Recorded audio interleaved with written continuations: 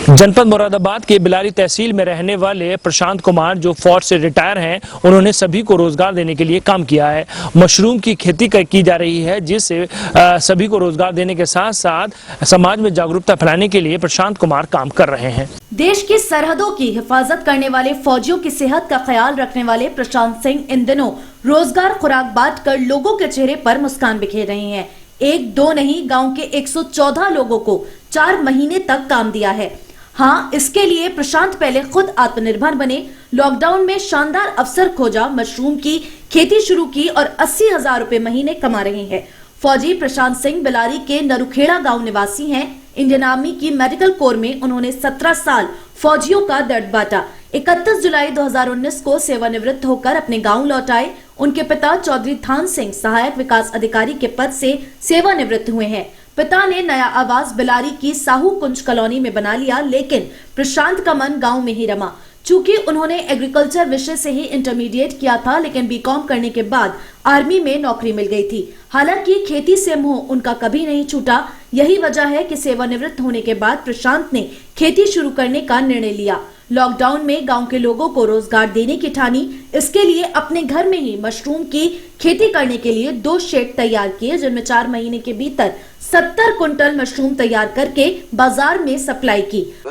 2001 में उसके बाद में मेरा प्लान था कि क्योंकि उस टाइम पे मैंने एनसीसी लिया हुआ था, तो मेरा रुझान आर्मी की तरफ हो गया था। 12th तक मैंने एग्रीकल्चर से पढ़ाई किया था। फिर बीकॉम करने के बाद में मैं आर्मी में मेडिकल कोर में चला गया था। मेडिकल कोर में इनरोल्ड हो गया था 2002 में।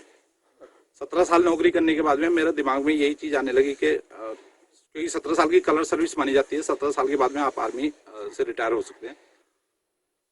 आर्मी से रिटायर होने के बाद में मेन क्या होता है, कोई भी आदमी रिटायर होता है तो पहले यही होता है भाई आगे चल के क्या करना है। बैकग्राउंड मेरा एग्रीकल्चर ही था, तो मैंने यही चीज सोच के रखी थी कि मैं एग्रीकल्चर में ही कुछ करूंगा।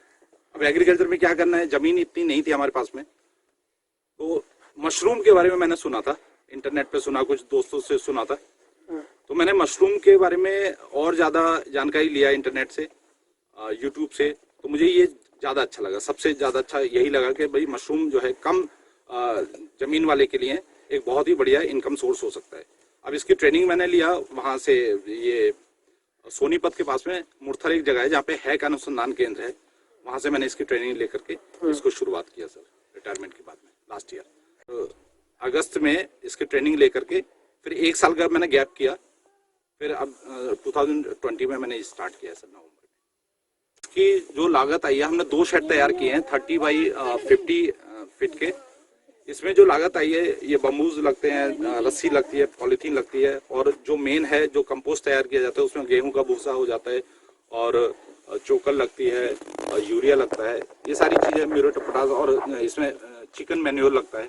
ये सारी चीजें मिला करके हमारा करीब नहीं तो 3-3.5 लाख रुपए का खर्चा है सर। उत्पादन का मैं आपको बता देता हूँ, एक मोटे तौर पे जितना आपका सूखा भूसा लगता है, जितना आप सूखा भूसा लेते हैं, उससे जो कंपोस्ट तैयार होता है उसका 50% आपका 50 to 60%, 70% तक भी। मशरूम तैयार करने के लिए उन्होंने हर महीने 36 लोगों को रोजगार दिया। प्रधानमंत्री का जो ड्रीम प्रोजेक्ट है आत्मनिर्भर भारत अभियान, उसके तहत जो हमारा उद्यान विभाग है वो ऐसे किसानों का चयन कर रहा है जिनके पास लैंड नहीं है, तो उनके कुछ ऐसे उद्यम के रूप में विकसित किए जा सकें, जैसे मशरूम की खेती है, और हम उसका अचार, चटनी, मुरब्बा आदि प्रिजर्वेशन यूनिट लगा सकते हैं वो लोग। मधुमक्खी पालन का व्यवसाय कर सकते हैं।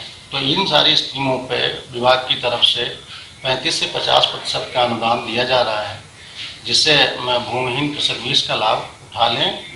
उसी क्रम में हमारे यहाँ जनपद मुरादाबाद में अभी 3 युवकों ने ये शुरू किया है मशरूम का उत्पादन, और वो बहुत अच्छा उत्पादन ले रहे हैं। और मधुमक्खी पालन में भी काफ़ी हमारे नवयुवक आगे आए हैं, अच्छा काम कर रहे हैं। उनको भी हम 40% के हिसाब से इकाई लागत का अनुदान दे रहे हैं डीबीटी के माध्यम से।